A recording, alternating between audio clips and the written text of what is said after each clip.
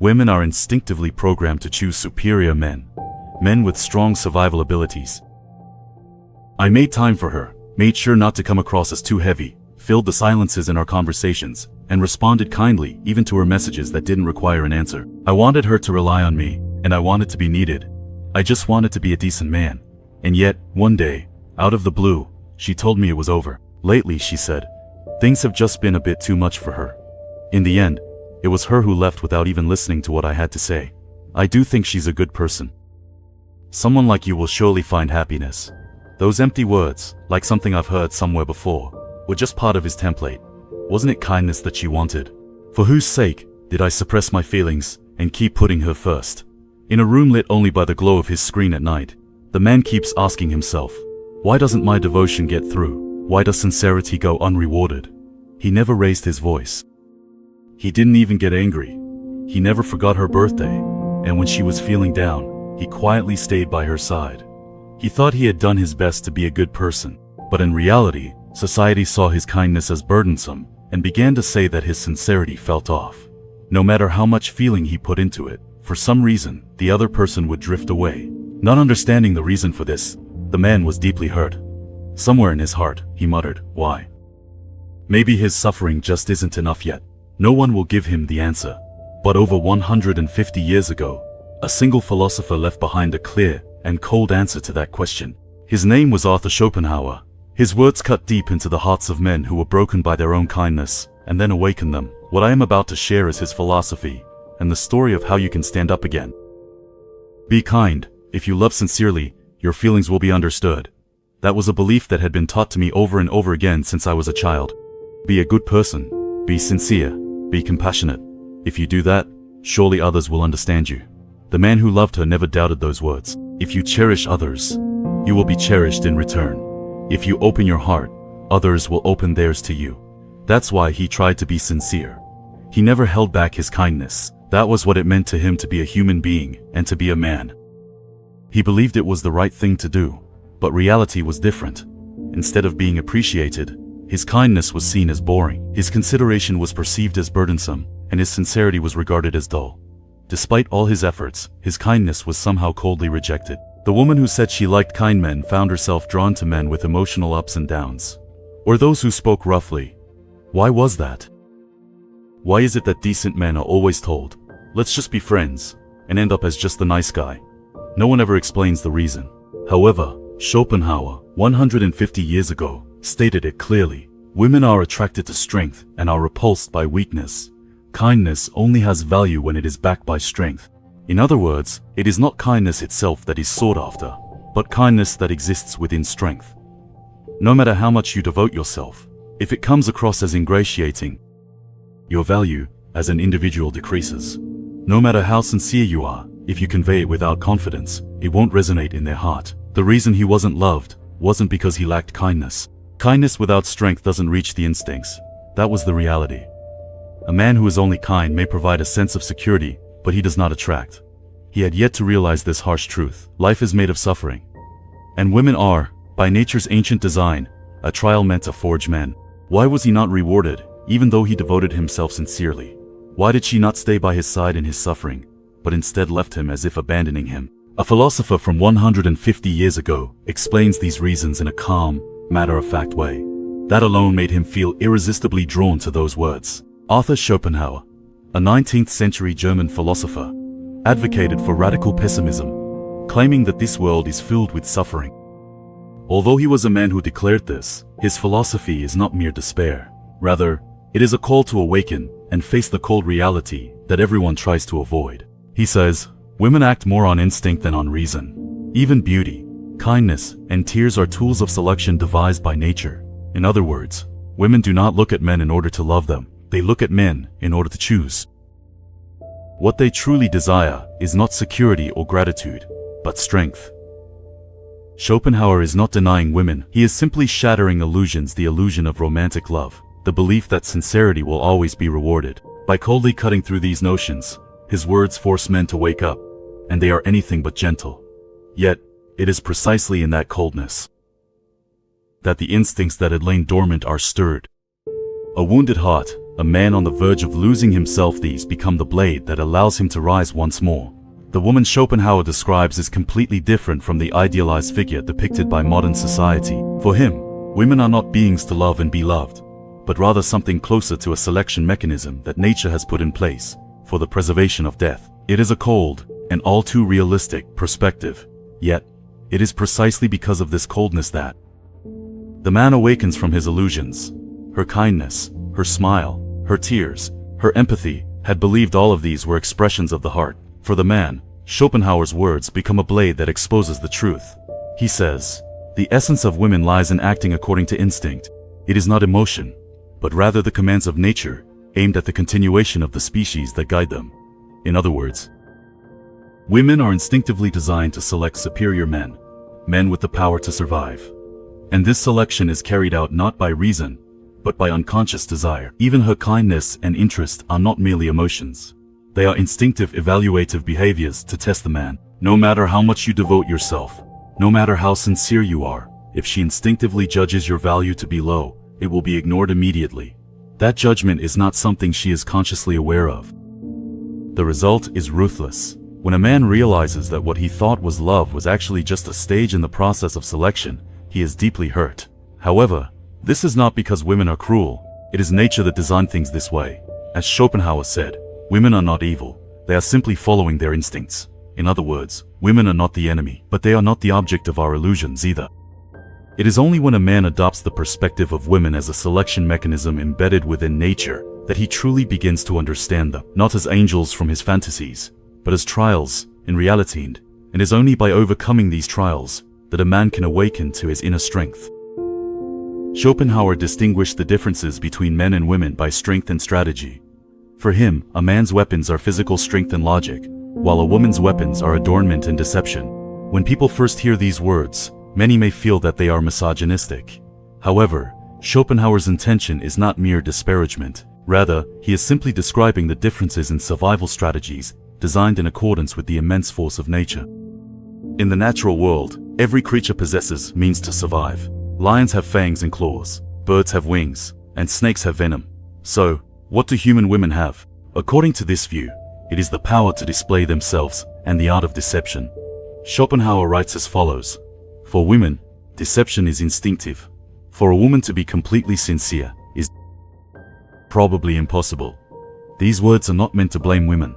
Rather, they are a philosophical observation that approaches the blueprint of the human species. Women cannot dominate men through physical strength. That is precisely why they attract and move men through their manner and presentation. A gentle smile, innocent gestures, a gaze with just a hint of tears. These are not only expressions of emotion, but also instinctive tools to gain protection. On the other hand, men try to explain with words and win trust through logic. However, women guide men with silence and subtlety.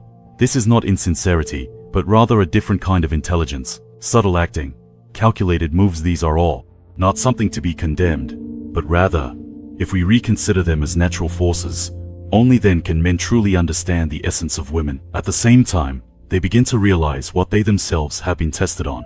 There are probably many men who have felt unsettled when their partner suddenly seemed colder, started replying more slowly, or abruptly changed her attitude. And in most cases, men are left confused and anxious, unable to understand the reason why. They end up overreacting. However, Schopenhauer says this: it is a test. Women are instinctively testing men. What appears to be a woman's capricious behavior is actually part of an instinctive process of selection. Coldness, sudden distance, these are not just random moods. The strength sensor, operating unconsciously within her, is shaking and testing the man. She is watching to see how he reacts to this shaking.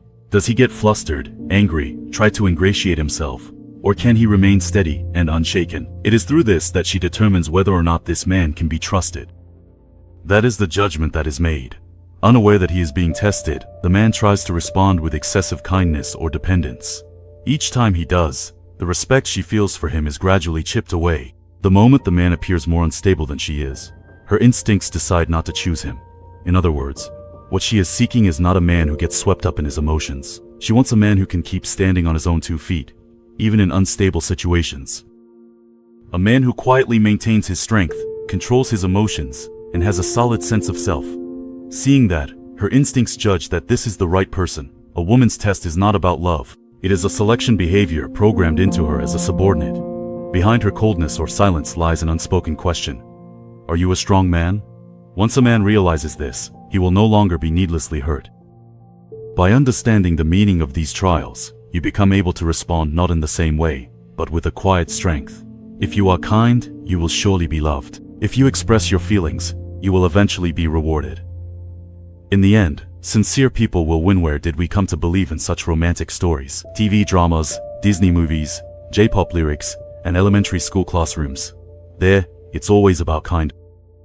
We were taught to value compassion and sincerity, and were ingrained with the idea that this is the right way to love. That's why we believed, if you cherish her, your feelings will surely get through. If you are sincere, you will surely be rewarded. But reality was completely different. The kinder I was, the colder the romance became. When I showed my true feelings, she distanced herself. When I was considerate, I was just seen as a nice guy and nothing more. Sometimes, genuine feelings are even called a burden. Why is it like this? Is there always a gap between ideals and reality? Schopenhauer sharply addresses this question. He says that humans cannot put into words what they truly desire. While we talk about our ideals, our instincts are seeking something entirely different. Women say they like kindness, but in reality, what attracts them is not kindness itself, but kindness backed by strength. In other words, what they rejected was not kindness. It was kindness without strength. A man who is merely kind may provide a sense of security, but he does not inspire excitement. He may be someone women want to protect, but not someone they want to follow. He may get used to being chosen in love, but he cannot become the one who attracts. Here lies the collapse of the illusion that many men have believed in. However, this is not despair. Rather, it is an awakening. It is precisely beyond the shattered illusion that this is where true self-transformation begins. And when betrayed, a man first blames himself. Was I not kind enough? Did I fail to be there for her anxieties? If only I had earned more. If only I had been more confident to keep searching for what he lacked. And somewhere in his heart, he wishes, if only he could go back, maybe the future would have been different. But Schopenhauer is clear and unyielding. That very process of self-reflection is itself an illusion. It is names that bind men. It was not because you made some mistake that she left you. It is simply the selection of nature, and you were merely being tested. And within the pain of that rejection lies the very conviction of life. Schopenhauer says this: the essence of life is suffering. Without it, humans would fall into arrogance or madness. In other words, betrayal and heartbreak. The pain of failure does not exist to bring people down, but to awaken them. Memories of not being loved change a person more deeply than memories of being loved. The pain of being betrayed by someone you trusted is what shatters a man's illusions and nurtures true strength. This is because, without suffering, people do not try to see the essence of things. All those sweet stories you believed until then, that kindness alone would always be understood, that sincerity would always come through, are shattered by suffering. But that is not the end. In fact, that is the beginning. True self is born only from the places that have been broken. A man who has been betrayed is devastated at first. However, as time passes, he begins to realize, perhaps this was a fire meant to forge him, and from within that fire, he gains the strength to rise, strong and quietly. That is why suffering is also a gift. He thought he had lost everything. The woman he loved, his hope for the future, the power of kindness he once believed in. When all of that collapsed with a crash, his heart went completely blank, and he couldn't believe in anything anymore. Yet, amidst those ruins, he quietly began to change. He realized he no longer needed to force himself to be liked by others, nor did he have to act just to avoid being disliked. He also stopped being overly careful with his words. He could never go back to a life where he molded himself to meet someone else's expectations. And then he realized something. Even so, the world did not end. In fact, at that moment, something like a core was born within him. The test that Schopenhauer speaks of is a quiet pride that wells up from within, independent of external validation, or witnesses a spiritual independence that only those who have endured suffering and loss can attain. A man who reaches this state is loved fiercely. He does not act out of pretense, nor is he excessively kind, nor does he give expecting something in return. He is not afraid of solitude. On the contrary, it is within solitude that he discovers his own strength and tranquility. Such a man carries a mysterious allure on his back. He does not impose anything, he simply lives as himself. And yet precisely because of this, irresistibly draws the instincts of women. He is not swayed by emotions. A man who remains unshaken, yet possesses a deep capacity for acceptance. This is an aura that only a man who has overcome trials can exude. Being loved is no longer his goal. When he stops clinging to being needed, he becomes someone who is respected instead. That is the mark of a man who has gained sovereignty. He lives not for the influence he has on others, but in relation to himself. Such a man is calm and strong, and he is free. The sovereignty a man attains after overcoming trials, after enduring disappointment and pain, is not about becoming cold or severing his emotions. Rather, deep within that quiet strength, something new begins to grow. Toshi-san. However, this was a completely different kind of kindness than before. Many men have believed that as long as they are kind, women will like them. But in reality, kindness without strength only makes you someone who is convenient for others. No matter how much you give, you end up being taken lightly. And even if you try to be liked, you won't be respected. Yes, kindness alone doesn't work. Without strength, in fact, it can have the opposite effect. Is it enough to just cultivate strength? That's not right either. A man who is arrogant, cold, and only thinks of himself may have temporary appeal, but he cannot attract people for long. That's because, by instinct, humans seek not only strength, but also a sense of security. So, what kind of person is truly attractive? It is someone who has integrated both strength and kindness within themselves. Someone who has overcome trials and accepted loneliness. It is a state that can only be reached after establishing oneself. A man who is not swayed by his own emotions, yet can empathize with the pain of others. A man who maintains his own principles, but can reach out a helping hand when needed. Even Schopenhauer, in his harsh treatise on women, stated this, that one should approach women's weakness with compassion. In other words, those who are truly strong interact with others not through domination, but through understanding. Kindness is not used as a weapon, but is possessed as a power that naturally emanates from within. This kindness no longer seeks anything in return, nor is it something performed to gain respect. It is simply expressed quietly, as a depth that exists within oneself. That is precisely why it moves the hearts of those who encounter it. This is true charm, and it is the mature form that a man finally attains after overcoming trials. In fact, when a man lets go of the desire to be loved, women begin to feel even more strongly attracted to him. He no longer cares about anyone's evaluation. He doesn't try hard to be acknowledged. He doesn't flatter or act overly kind just to be loved. That independent way of being resonates deeply with a woman's instincts. What women instinctively seek is a man who is emotionally stable. That is, it's not just about kindness or sweetness. Rather, it's the unwavering core, the strength in silence, the attitude of not being swayed by those around him. Those are what matter. It is precisely this sense of emotional stability that makes women feel secure and trust him. A man who has awakened from illusions no longer aims to be chosen. He isn't tossed about by women, doesn't force his emotions on others, and quietly lives his own life. And yet, there is warmth in his gaze. He strives to be strong, yet he hasn't lost his kindness. That balance appears to women as an inexplicable charm that can't be put into words. He doesn't rush. He isn't desperate. If he doesn't hear from someone, he simply accepts it as part of the flow. Then, he returns to his own world. That composure makes him stand out even more as a rare presence. When women feel pursued, they want to run away. But they find themselves wanting to chase after a man who doesn't chase them. And it's not something calculated. It's an instinctive reaction. In other words, the most attractive man is the one who isn't dependent on women, precisely because he doesn't make being loved his goal.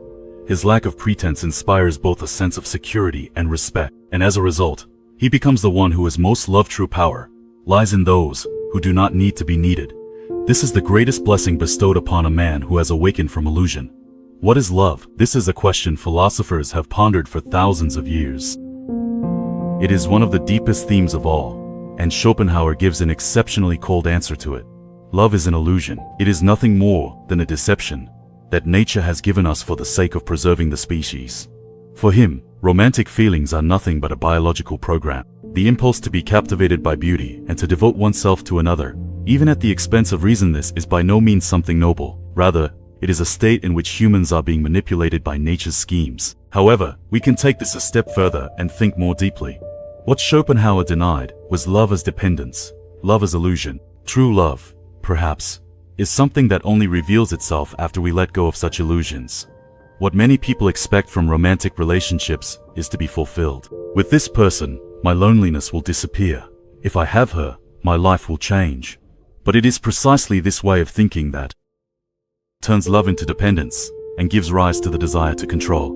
When you idealize your partner and wish to have things your way, freedom is already lost. True love begins from not trying to change the other person, without imposing expectations, without trying to control, simply seeing the person as they are, accepting their wounds and flaws, and still choosing to be with them.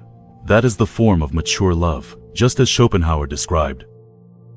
Love approaches us wearing the mask called the smallest illusion. But what remains after that mask is stripped away, that is the genuine bond chosen by will. Only when we let go of illusions does love finally reveal its true form, within freedom and understanding. When we abandon illusions and seek to know real love, we inevitably find ourselves standing at a point we cannot avoid: loneliness. It is the quietest and most severe trial that appears as the price for letting go of dependence, Schopenhauer says. Human beings are essentially alone. No matter how much we love each other, we cannot touch the deepest parts of each other's souls. Those words may sound harsh, yet it is precisely there that the door to freedom lies. We often seek comfort in being understood by someone. Just being together is enough to make us feel fulfilled. Only this person understands me.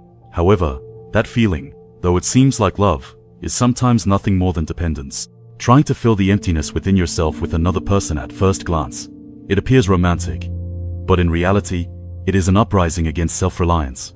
Loneliness is not the absence of others. It is the strength to affirm yourself, even without others. If you fear that loneliness and cling to someone, the relationship will quickly lose its balance. However, a man who has accepted his loneliness is different.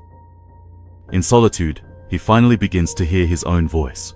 The hobbies, topics, and values he once chose to match others, all of these peel away, and what remains is his true self. When he is able to accept that, loneliness is no longer something to fear, but rather a gift that allows him to return to himself.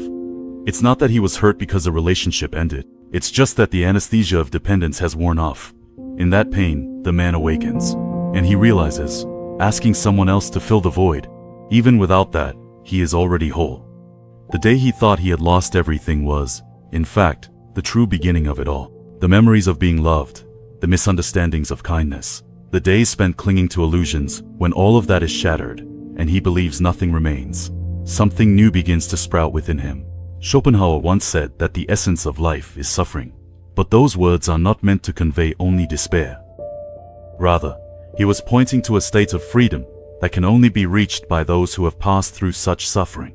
This freedom is not a physical one. It means no longer having to pretend to be someone else just to be liked, nor forcing a smile to meet others' expectations. It is a state of mind where you can focus not on how you're perceived, but on how you truly want to be. This is the greatest reward given to a man who has endured suffering. No longer being loved is no longer his goal. He does not act for the sake of being evaluated by others.